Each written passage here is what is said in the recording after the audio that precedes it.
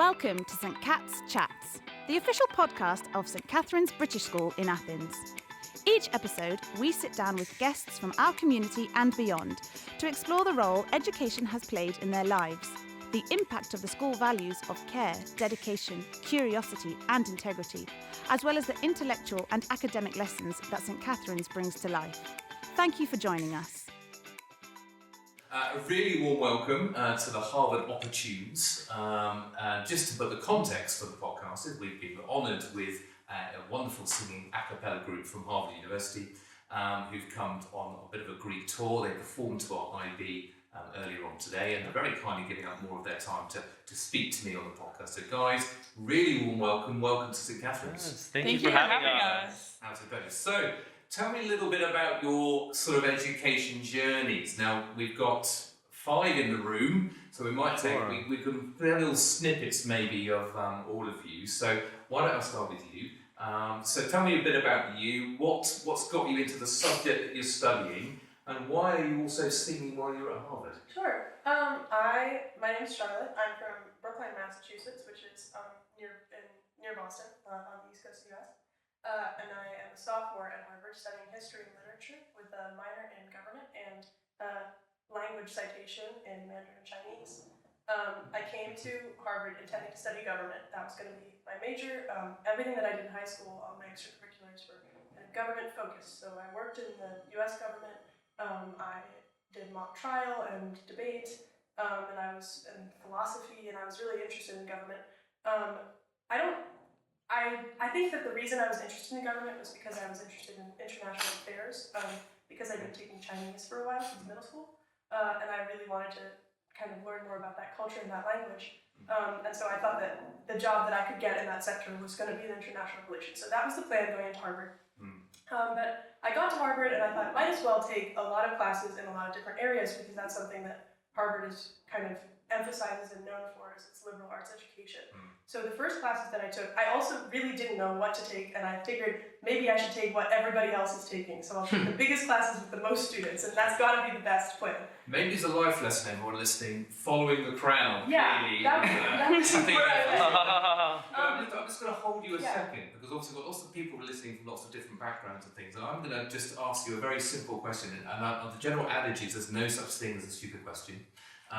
So I don't really understand what a sophomore is. And all you guys are talking about a junior and a sophomore and a senior, and I must admit I was thinking, I've heard those words, I don't actually understand.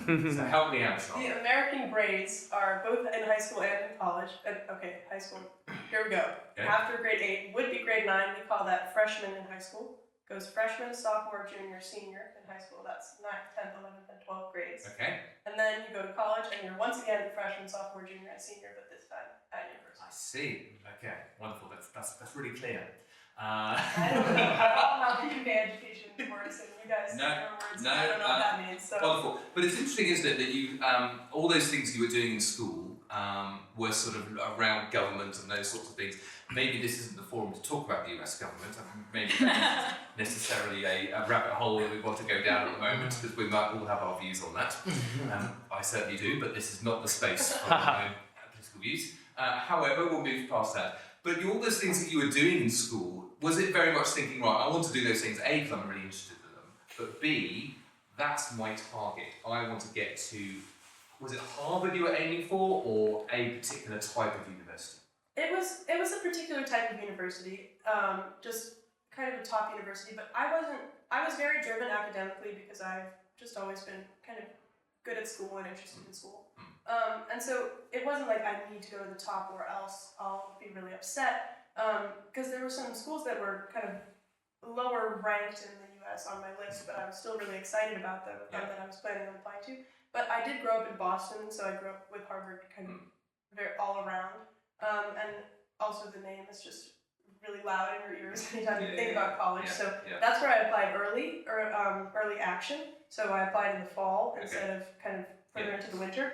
And Harvard, when you apply early, if you get in, you can still apply to other schools and choose those other schools. It's not a binding decision to apply. But I did get in early, and I thought, well, you know, I'm into Harvard. It's right here. Here we it's go. Kind of Slip the biggest along. place. I guess I'll go. So that was the plan, and I was really lucky that I didn't have to stress a ton about other That Christmas must have been applications. great. Awesome. How good was It was that? so amazing, and also getting to see extended family and tell them all I got in. So really, really Thanks. great journey for me, and I did not have to stress a ton. But that's very different from most people's experiences. For both people. Great. Fantastic. Wonderful.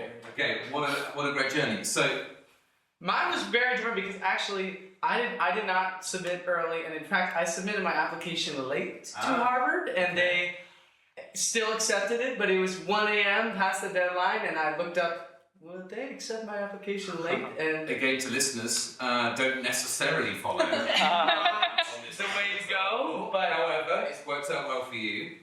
luckily, very luckily. I'm Kaylor. I study the history of science and English at Harvard, but I originally was very interested particularly in theater and mathematics.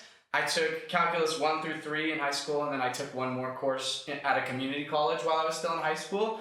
And then I was also really invested in the Shakespeare scene. I originally lived in rural Pennsylvania because my parents taught theater at Penn State, and then recently I moved to California and I got really involved in the Shakespeare scene there and in musical theater there. I was also in a show choir that was what Glee was based on, and they filmed at our high school. So once again, I have a lot of a cappella connections. Wonderful, wonderful. But when I went in, I was very interested in mathematics.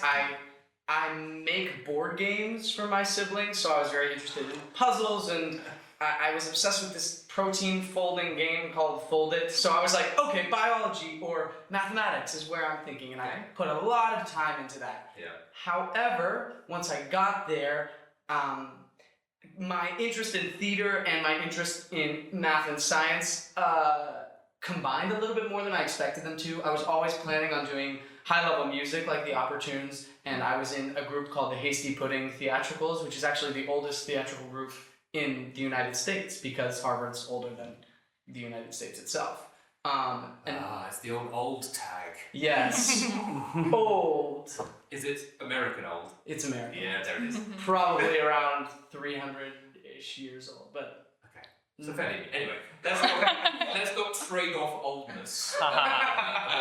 So lots of different interests: maths, theatre, singing, Yes. music, lots of stuff. So when you, and again, similar question to Charlotte, was it, again, to our listeners who are probably thinking about their application, was it for you, Pennsylvania, California, were you thinking, I want to go to Harvard, Harvard's the right place for me, or actually that's one of my others? I was obviously very interested in Harvard because it's Harvard. Yeah. But I was expecting to go to one of the public California universities since I had just moved there and it seemed most convenient.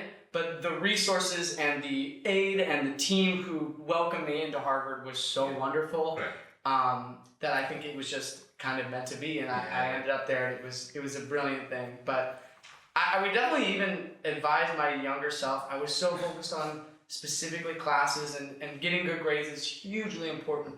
But I think I focused too much on doing the exact classes that everyone took that were like the hardest ones. When I wish, and now meeting so many of my peers who did so many interesting things, I wish I had pursued more passions outside of the classroom in my own ways then. And I thought, this is the way I get into the best colleges. And I think actually, counterintuitively, if I had pursued more of my own personal interests, it would have been very helpful in my journey.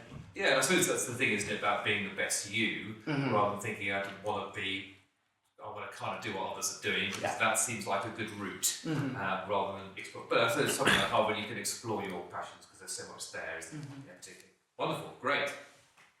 My name is Rhys. I'm from Palos Verdes, which is a small coastal suburb of Los Angeles.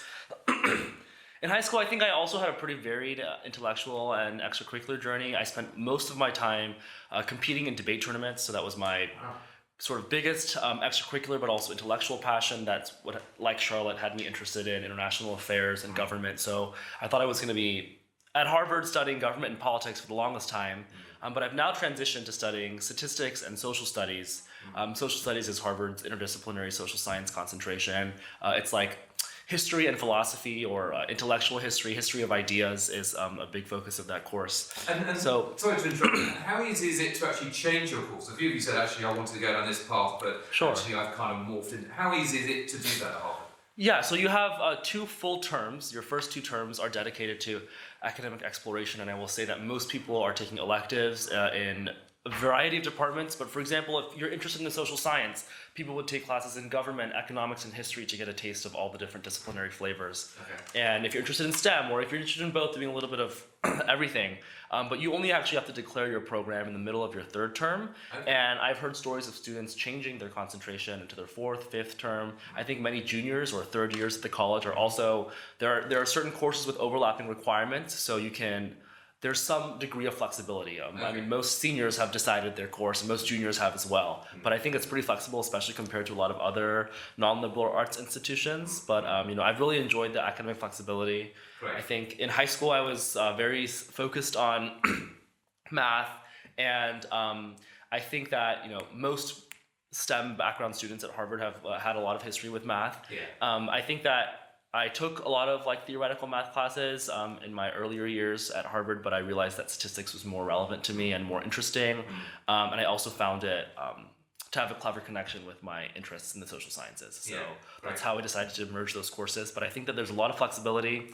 And in terms of your time management, how much is that? How are you sort of having to get up early, doing 8-9 hours of work and then some singing, or actually am I completely misreading it? Well, I think that it really depends on your schedule. This semester, for example, I have a lot of class. So I'm in class a lot of the time from the morning until early in the evening, and then I only have, dinner time before rehearsal. Right. So I have to devote a lot of time after rehearsal or in the morning before my classes to doing work. But I think that depending on the, intensity of your course load in terms of time, or some people are in really demanding extracurriculars. I think Harvard students, most of them are in a club that demands a lot of their time and attention, just because students are passionate about what they do, even if it's a hobby like music. But I think that it really depends. I would say that most students are staying up late doing homework or trying to do it during the day, but I think that it took me at least a few semesters to get down my schedule and think about what's best for me. Great, wonderful. Rhys, thank you very much indeed. You are listening to St. Cat's Chats, the official podcast of St. Catherine's British School. Hi everyone, my name's Avni. I study human developmental and regenerative biology. I say that slowly because it's normally a mouthful to say. You have to say that a lot, I would have thought. It's quite a lot of time. Yes. I guess to share a little bit about my educational journey, I'd actually want to start with my parents. So my parents immigrated to the United States from India, and if there's one value they've really prioritized, it's education. And you asked Charlotte, was it Harvard or just any university? For me, it was Harvard. They whispered to me, they whispered to me when I was born, you will go to Harvard. And it was truly their dream. And I think... Their dream or your dream? Well, so that's what's interesting. I think it was their dream in the very beginning. I didn't really know what Harvard was. Yeah. And the way they kind of realized that was to put me in a bunch of different activities. I tried swimming, taekwondo, ballet, math. I was doing everything. And then they gave me the space to decide on my own. What did I really connect with? They found that, wow, she seems to be good at singing. So I kind of transitioned a little bit to focusing on music. And kind of throughout middle school, early high school, I started finding my own passions and, finding success in those passions and realizing that, wow, this is actually my dream. At one point, they stepped back. They no longer talk to me about Harvard. They would say the opposite, in fact. They would say, oh, don't worry about where you're going to end up. Focus on you. Focus on what you want to do, what kind of person you're becoming. But it became my dream at one point, and I really switched, and I think that is is my biggest piece of advice. Whatever you want to do, whatever your dream is, it needs to be your dream. Otherwise, it's really, really hard to do what someone else wants for you. Well, you can be guaranteed that your parents, I don't know them obviously, but they're probably the proudest parents. I sure hope so. Your success so far, so fantastic. So if you look back to yourself, you're 15, let's say, in high school and all the usual carnage of a 15-year-old at high school. I'm sure you can remember what that's like. What would you say to your 15-year-old self now? I would say keep doing what you're doing. I think I was always thinking about what can I do? What can I do to get involved? And sometimes I was I saw other peers doing things through connections that they had. And I was like, I don't have those connections. My parents weren't doctors. I knew I wanted to be a doctor. And so instead I was doing things like getting involved in the care home near my house, and I would volunteer there as a server. So I would serve food, not anything related to medicine. And I was always doubting myself. I was like, oh, is this enough? I really enjoy what I'm doing, but what if it's not impressive enough for Harvard? And I think I would just tell myself, you're doing great. As long as you're involved and doing what you enjoy, all you want is at the end of those 4 years to be like, wow, I'm really proud of these 4 years, regardless of what the outcome is, regardless of whether it's Harvard or your other dream school. You want to be proud of who you've become. So focus on that. Exactly. It's often quite way, isn't it? And you'll find that a bit later in life, all of you, that actually you can fall into trap of constantly thinking too far ahead. And particularly when you've got your amazing 4 years at uni, you get one chance for that in many respects, and to be your age and actually think, oh, I want to do this position, this position, this position. Whereas actually you want to enjoy it. You've got to enjoy your life, enjoy being in your early 20s, having good fun, and this group is obviously a good example of that. And you can sometimes get it the wrong way around and think too much in the moment and not think enough about the future. So it's that balance, isn't it, to try and get those things right. Sure. Wonderful. And you're from Massachusetts? Yes. Right? Yeah. Wonderful. So you haven't gone far? No. I wanted to stay close to them. I was really close to my family, and so balancing all of those different factors. You're used to winters. Excellent. You'll be Yes. fine. Hello everyone, my name is Dessa. I'm a sophomore / second year at the college studying neuroscience and classics. I had a similar upbringing, I'd say, to Avni. My parents, their parents were immigrants, and education was very important to them and in their academic journeys, and they definitely imbued that upon my siblings and me, very much stressing striving for excellence, whatever that means for us. It's all relative, and always looking at ourselves and comparing how far we've come and where our strengths and weaknesses lie, and really tapping into diagnosing those weaknesses and seeing, self-reflection, introspection, all of that. So much of my elementary school years were very academic, but also trying so many extracurriculars. I did swimming and basketball and ballet. I also did taekwondo. I don't know what the connection is there, but maybe a little fight off later. I also do that. But there was always my mom specifically was always creating opportunities for me to try and really see what I enjoyed. And for me, I was really close with my siblings.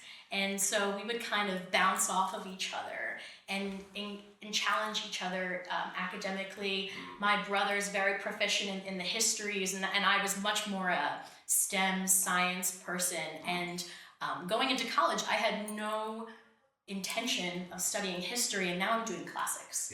And I think that's really incredible. Like, knowing modern Greek, I wanted to learn ancient Greek, and I feel very fulfilled at the institution because it's Harvard. They have so many resources. It's also Cambridge, which is so close to Boston. There's so many museums, other colleges, other institutions. I'm also a pre-med, so I intend on going to medical school, becoming a doctor. So there's a lot of hospitals there, a lot of research centers, so many resources. And I think that's what really drew me to Harvard specifically. My mom also used to whisper in my ear, oh, Harvard. And I think in Greece it's funny because it's like, oh, it's Harvard. To Harvard, my grandma would say. So I definitely had that in the back of my mind growing up. I think as I got closer to high school, though, and in my second and third year in high school, I kind of shied away from that idea because it was such a grand, scary concept. Like, there's no way this is possible. There's no way. I'm not even going to bother applying. I was going to apply to MIT. And, they're both in Cambridge, so... that's really easy to get into. But no, I was looking at state schools. I was looking at everything. And I really shied away from Harvard. But my mom kept telling me, if it's meant to be, it will come. Exactly. And you don't know unless you try. Everyone says that, they say it, but it's really true. And isn't it annoying when actually you found that, oh no, Mum was right. All that time pushing back, you know what, she's right. She's always right. She really is. Excellent. Quite right too. So when it worked out, it was like, well, let's explore and see what this school has to offer. I went in going looking to do neuroscience, but also music.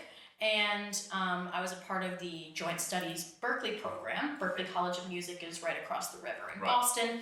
And so I've taken some courses during my time at Harvard to supplement my STEM course load with more like practical musicianship, rather than, I feel like the music at Harvard was more theory, and Berkeley was more application. So I wanted to do like songwriting and production, and so I've taken some courses there. Is this in all your spare time? Yes, this was in my spare time. Right, so I would have to align my schedule to like block out a day for like travel and being in Boston.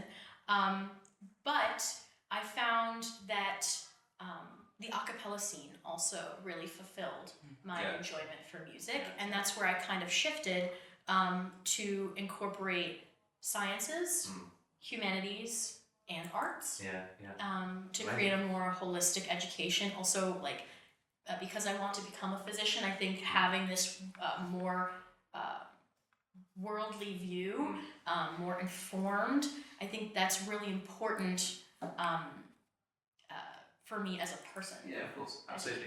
Yeah, and I suppose just thinking actually in terms of all the other different facets of being at university, college, that sense of well-being and mental health support and things that maybe ask about that a little bit, where often in a school environment, it's very caring, everyone knows each other because it's a smaller environment, parents are more involved quite rightly because you're living at home. Now, of course, you make that transition to living away from home. How well do you think Harvard looks after you as people in that sense of welfare, well-being? Because that's really important, isn't it? Because if you're not well in yourself, nothing else is going to work, is it? Charlotte? It's a very interesting environment because every student at Harvard had to be very competitive and driven in high school to get there. It's very, very select few people of the population, and you can't get into Harvard without having been in high school, really wanting to go to Harvard and working and competing and being first in everything and getting the highest grades and top of your class. And so when you get to Harvard, you have two choices. You can keep trying to be the best and the top of your class, or you can kind of look around you and see where you fit in a place and worry less about the rankings and the competition. And a lot of people go the competitive route, and it's really hard to go that route because you've got the best people in the world. And you're trying to be the best one of them. Hold on a minute, I'm used to being the best. Exactly. So it can be really difficult, especially to start in your freshman year at university, going into this environment where you're not going to be the best. And the way through that is to just know that. And to be okay with not being the best in the room. And my mother always told me that if you're the best in the room, you're in the wrong room. Is a really great piece of advice that she's always given me. And that's actually how I feel in this a cappella group, and why I feel so fulfilled in the a cappella group, is I don't feel like I'm the best singer in the room by any means, and it's really great because it pushes me to be better. But if I was trying to be the best singer in the a cappella group or the best student at Harvard, I would fail and crash and burn. And my mental health would super suffer, and it would be really hard for me, and a lot of students have that. And the university definitely has programs to offset this, and there are mental health facilities and ways to help with mental health. But because it's such a pervasive problem at the university, even social life is competitive. You have to get into the best clubs for your major clubs, the social clubs, you have to get into the best clubs, and make the best friends and be the best. Literally, everything is about being the best. And the way that personally you have to combat this is by finding a community of people that you're okay not being the best in, and that you can turn to when you feel really down and like you're not worth as much as your peers. Really interesting. Thank you for sharing that. And actually, I think it's that phrase, isn't it, that actually you might not be the best in the room, but you have the opportunity to be the kindest. And we all have that in us to be the kindest, and we all can make that choice in whatever different environments that we're in, and you're all going to be amazing in your fields and in the future. I'm absolutely sure of that.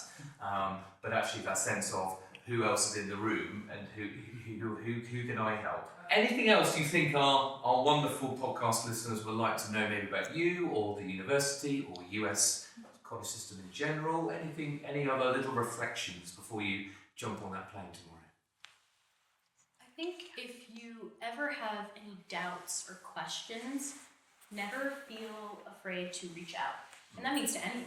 Just ask questions, always be curious, always keep learning, always expose yourself to new things.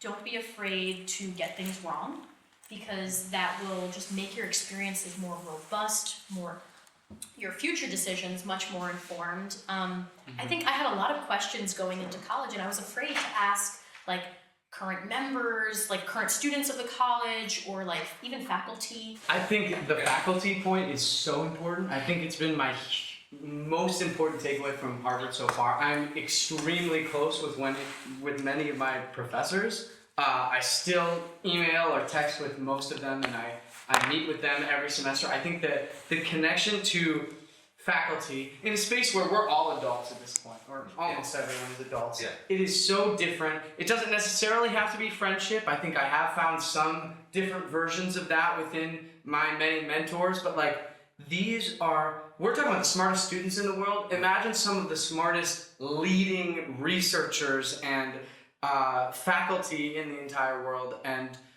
I think even Harvard students are afraid of taking advantage of them because we feel like there are two separate portions. And I think Harvard and liberal arts and college as a whole is attempting to unite and push them together into sometimes uncomfortable situations, but I found that failing in front of a mentor is different than failing in front of a person who is grading me. And I think that change in perspective has been really important. And I'm like, the Harvard faculty and even beyond, wherever you may end up, like those are the people who can change your life.